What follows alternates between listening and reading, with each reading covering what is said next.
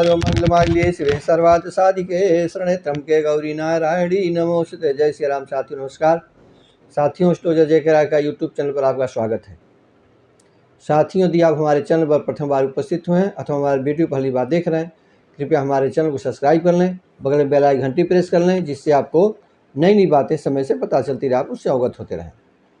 तो साथियों, यदि आप हिंदू धर्म के मतावलंबी हैं तो आपको पता होगा कि पितृपक्ष आने वाला है। तो साथियों, श्राद्ध पक्ष, पितृपक्ष ये सब एक ही हैं, महालय जिसको भी कहते हैं। तो साथियों, जैसा कि पक्ष से आपने सुना है पितृपक्ष, पितृपक्ष तो उसके बाद देवपक्ष आएगा। तो इन पक्षों का बड़ा महत्व है। तो कृष्ण आश्विन कृष्ण पक्ष अर्थात क्वार के महीने के जो अंधेरा का जो पक्ष होता है, पखवाड़ा होता है, उसको हम कृष्ण पक्ष कहते हैं। उसको हम आश्विन कृष्ण पक्ष को श्राद्ध पक्ष भी कहते हैं और पितृपक्ष कहते हैं। तो साथियों, इसका बड़ा महत्व है। तो पितृपक्ष में जो आपके पूर्वज जिन तिथियों में जिनकी मृत्यु हो गई है, उन तिथियों में उनको श्राद्ध किया जाता है, उसे साथियों हम पारणोश्राद्ध कहते हैं। पारणोश्राद्ध कहते हैं। और उसमें जो जैसे कि जिन लोग पूर्णिमा को जिनकी मृत्यु हो जाती है, तो इसलिए ये भाद्र पक्ष की जो पूर्णिमा होगी अर्थात 18 सितंबर से ही एक तरह से पितृपक्ष की प्रारंभ मान लिया जाएगा। क्योंकि जिनकी तिथि एक परिवार से लेकर के और चतुर्दशी तक सारे पक्षों में कृष्ण पक्ष हो तथा शुक्ल पक्ष हो, एक ही तिथि होती है। लेकिन कृष्ण पक्ष की समाप्ति पर अमावस्या होती है और शुक्ल पक्ष की समाप्ति पर पूर्णिमा होती है। इसलिए 18 सितंबर से ही, चूँकि वो दिन 9:15 बजे के आसपास से ही पूर्णिमा समाप्त हो रही है और परिवार लग जा रही है, तो उस दिन परिवार का श्राद्ध भी होगा और जिनके पूर्वज पूर्णिमा को बने उनका भी श्राद्ध होगा। तो साथियों, 18 तारीख को ही आपका पितृपक्ष प्रारंभ हो जाएगा। तो साथियों, मैं अपने अभी इस वीडियो में बताऊंगा कि किन तिथि को किस तारीख को कौन सी तिथि का श्राद्ध पड़ेगा, वो आपके लिए जानना आवश्यक है। तो साथियों, हमारी मान्यता है कि पितृपक्ष में प्रतिदिन पितरों को तर्पण करने से हमको आयु आरोग्य प्राप्त होती है, परिवार के लोग सुखी रहते हैं और सुख समृद्धि प्राप्त होती है, पितरों का आशीर्वाद प्राप्त होता है। आपको पता होगा कि जब भगवान राम के पिताजी दशरथ जी जब का मृत्यु हुई थी, तो जब उन्होंने सुना तो उन्होंने उनको श्राद्ध इत्यादि किया था और गया में भी श्राद्ध करने हो गए थे अपने पत्नी के साथ, सीता जी माता के साथ में। इसलिए इस तरह से जानिए कि आपका पितृपक्ष का कितना महत्व है। तो साथियों, जैसा मैंने बताया कि 18 तारीख को दोपहर के आसपास में मध्याह्न काल में परिवार का श्राद्ध होगा और यदि पूर्णिमा के दिन आपके पूर्वज खत्म हुए हैं तो उनका 8:45 बजे के आसपास तक श्राद्ध कर लिया जाएगा। अब मैं आपको प्रत्येक तिथियों में, मतलब 19 से लेकर जो पितृपक्ष का प्रारंभ हुआ है, तो किस तिथि में किस दिनांक को किस तिथि का श्राद्ध होगा आपको बताने जा रहा हूँ। तो साथियों, 19 सितंबर को आश्विन कृष्ण पक्ष प्रतिपदा को, उस दिन दोपहर में द्वितीया का श्राद्ध होगा। अर्थात जिनके पूर्वज द्वितीया खत्म हुए होंगे, किसी महीने की द्वितीया खत्म हुए होंगे, उनका द्वितीया का श्राद्ध होगा 19 सितंबर को।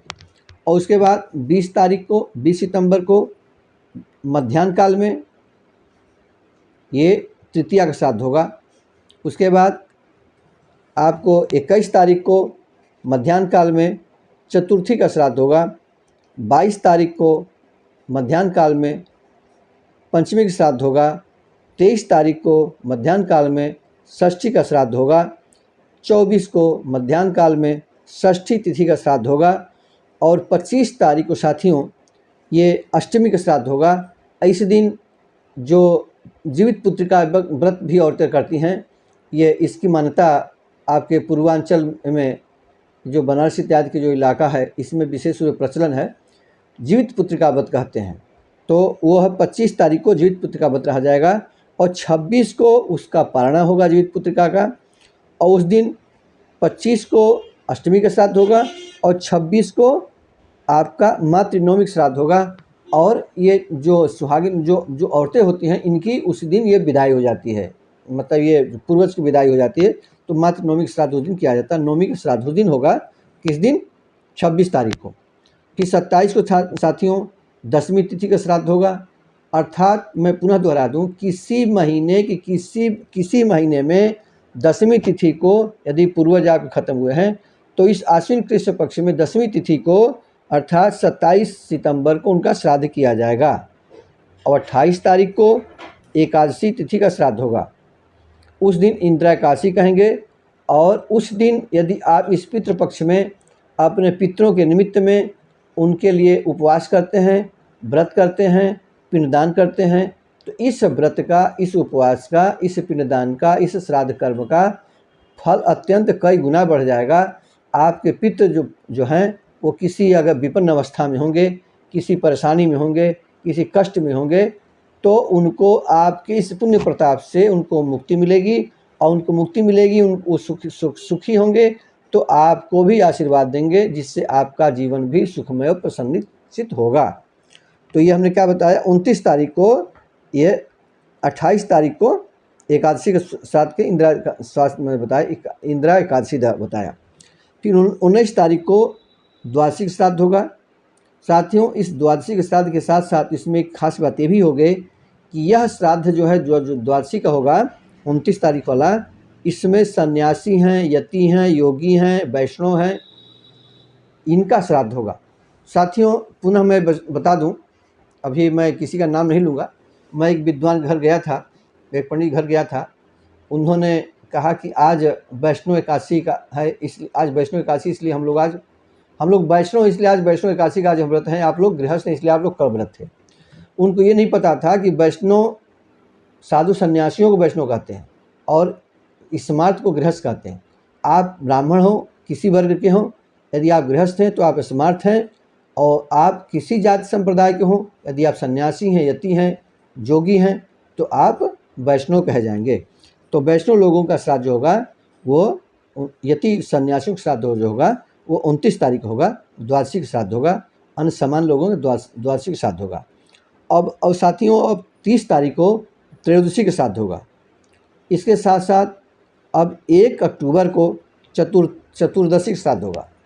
साथियों, ये भी एक खास श्राद्ध हो जाएगा, क्योंकि चतुर्दशी के श्राद्ध में जिन लोगों की किसी भी तिथि में मृत्यु हुई हो, लेकिन दुर्घटना से हुई है, शस्त्र से हुई है, इसलिए उनकी का श्राद्ध जो होगा वो चतुर्दशी को किया जाएगा। शस्त्र इत्यादि से दुर्घटना, अकाल मृत्यु जिनकी हुई है किसी कारण से, उनका श्राद्ध चतुर्दशी को किया जाएगा, भले उनकी मृत्यु किसी तिथि में हुई हो। उसके बाद साथियों 2 अक्टूबर को ये पितृ विसर्जन हो जाएगा। पितृ विसर्जन मतलब क्या? ये पितृपक्ष समाप्त हो जाएगा, पितरों का विसर्जन कर दिया जाएगा। और जिन लोगों के, आपके पूर्वजों के, जिन लोगों की तिथि आपको ज्ञात न हो, उनका जो पिंडदान होगा, श्राद्ध कर्म होगा, वह 2 अक्टूबर को समग्र रूप से होगा जो है। और बहुधा लोग करते हैं कि उनके जैसे कि बाबा हैं, परबाबा हैं, सबका अलग अलग तिथि में पिंडदान न करके अधिकांश लोग पितृपक्ष के अमावस्या में ही सभी लोगों को पिंडदान कर देते हैं, ताकि सभी पितरों को एक साथ प्राप्त हो जाए जो है।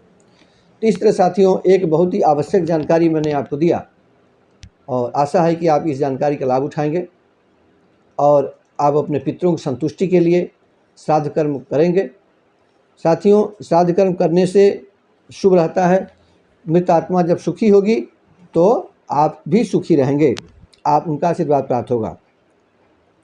अब साथियों, एक चीज़ थोड़ी सी और बता दूं इस वीडियो में, कि श्राद्ध के 8 अंग होते हैं, तो इनको पहले से आप तैयार कर लें।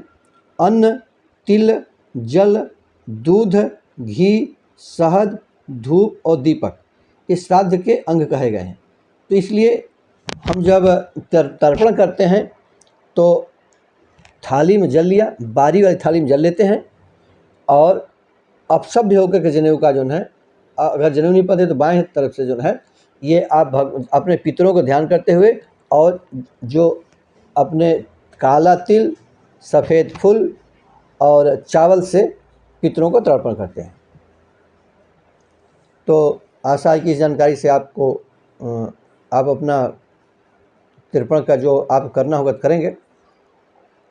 आपने हमारे वीडियो को शुरू से अंत तक देखा, इसके लिए आपको साधुवाद, धन्यवाद। मिलते हैं अगले वीडियो में नए विषय पर, तब तक के लिए नमस्कार। वीडियो देखने आपको बहुत बहुत धन्यवाद।